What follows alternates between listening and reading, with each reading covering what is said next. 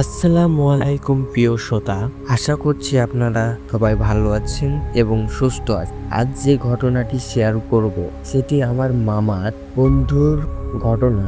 মামার গ্রামের পাশেই তার বন্ধুর গ্রাম। মামার বাসা হচ্ছে চাঁপাইনবাবগঞ্জের অবস্থাপুর থানার রহনপুর ইউনিয়নের মচকুল গ্রামের তাজেলের বন্ধুত্বে। চলে যাচ্ছে ঘটনাতে।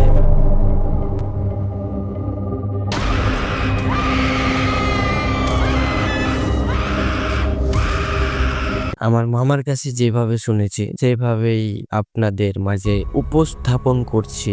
চলে যাচ্ছে ঘটনাতে। এক গ্রামে ছিল 3 বন্ধু, তাজেল, শাকিল এবং সুমি। তারা ছোটবেলা থেকে একসাথে খেলাধুলা করে বড় হয়েছে। গ্রামের এক কোণে ছিল একটি পুরনো ভুতুড়ে বাড়ি, যা সবাই এড়িয়ে চলত। লোকজন বলতো ওই বাড়িতে রাতে অদ্ভুত আওয়াজ শোনা যায় এবং ভেতরে ভূতের বাস। তাজেল একদিন সাহস করে বলল, চলো আমরা ওই বাড়িতে রাতে যাই। শাকিল এবং সুমি প্রথমে আপত্তি করলেও পরে তাজেলের সাহসের কথায় রাজি হয়ে গেল। তারা ঠিক করলো রাত 12টায় বাড়ির দিকে যাবে। রাতের অন্ধকারে তারা বাড়ির দিকে হেঁটে গেল। বাড়ির সামনে এসে তারা ভয় অনুভব করলো, কিন্তু তাজেলের সাহসের জন্য এগিয়ে গেল। বাড়ির দরজা খোলার সাথে সাথে কড়কড়ানি একটি আওয়াজ শোনা গেল।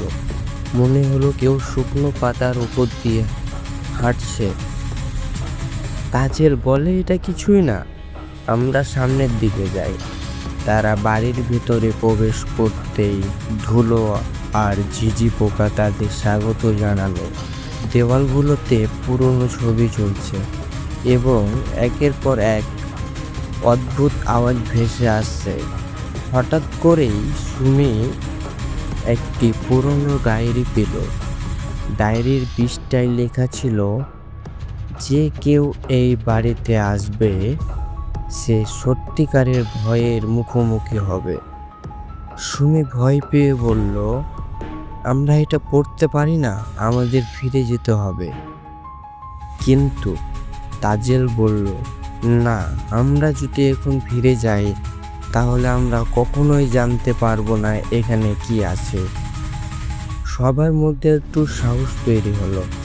তারা ডায়েরিটি নিয়ে আরো গভীরে প্রবেশ করলো। বাড়ির পিছনে একটি পুরনো ঘর। সেখানে প্রবেশ করতেই তারা একটি অদ্ভুত মূর্তি দেখল। মূর্তিটি এক ধরনের দানবের মতো ছিল, যার চোখগুলো জ্বলজ্বল করছে এবং নাকগুলো বড় বড়। চুলগুলো অনেক ছোট ছোট এবং কুঁকড়ানো।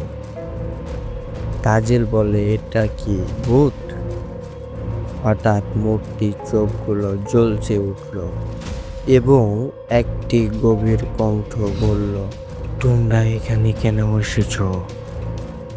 3 বন্ধু ভয়ে কাঁপতে লাগলো।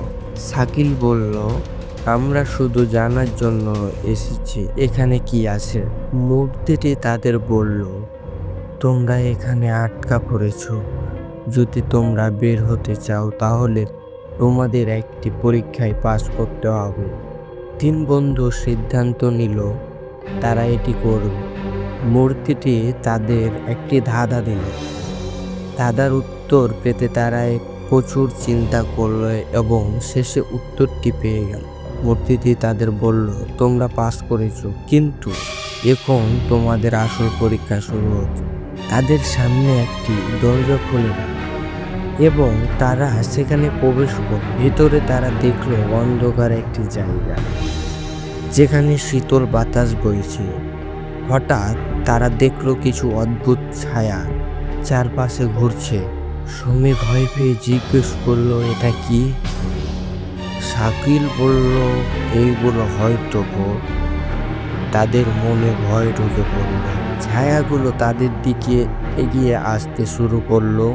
বন্ধুরা একে অপরের হাত ধরলো এবং পালানোর চেষ্টা করলো, কিন্তু ছায়াগুলো তাদের চারপাশে ঘিরে ধরল। তাজেল সাহস জোগানোর জন্য বলল, আমরা একসাথে আছি, আমরা কিছু করতে পার। তারা একসাথে দৌড়ালো, কিন্তু ছায়াগুলো তাদের পেছনে ছিল। হঠাৎ তাজেল পিছনে ফিরে দেখতে পেল যে ছায়াগুলো আসলে তাদের বন্ধু, যারা পূর্বেই মারা গেছে। তাজেল বুঝতে পারলো এরা আমাদের বন্ধু যারা ভূত হয়ে গেছে। সে চিৎকার করে বলল, দাঁড়াও, আমরা তোমাদের সাহায্য করতে চাই। ছায়াগুলো হঠাৎ থেমে গেল। তাদের মধ্যে থেকে একটি কণ্ঠ বের হলো, আমরা মুক্তি পেতে চাই, কিন্তু আমাদের কোনো বন্ধুর প্রয়োজন। তুমি আমাদের বন্ধু হলে আমাদের মুক্তি দেবে। তারা সিদ্ধান্ত নিল তাকে মুক্তি করতে হবে। তাজেল বলল, আমরা আমাদের বন্ধুত্বের শক্তি দিয়ে তোমাদের মুক্তি দেব। তারা একসাথে দোয়া করতে লাগলো এবং বন্ধুত্বের শক্তি ব্যবহার করে ছায়াগুলো আস্তে আস্তে আলোর দিকে চলে গেল এবং তাদের মধ্যে থেকে বন্ধুরা মুক্তি পেল। সবাই মুক্তির পর হঠাৎ করে সেই মুক্তিতে ফিরে এলো। সে বলল, তোমরা শক্তিশালী, কিন্তু তোমাদের এখনই চলে যেতে হবে, কারণ রাত গভীর হয়ে এসেছে। বন্ধুরা একসাথে বাইরে বের হয়ে আসলো এবং দেখতে পেল গ্রামে এক ফুরফুরে বাতাস বইছে এবং অনেক ঠান্ডা পরিবেশ।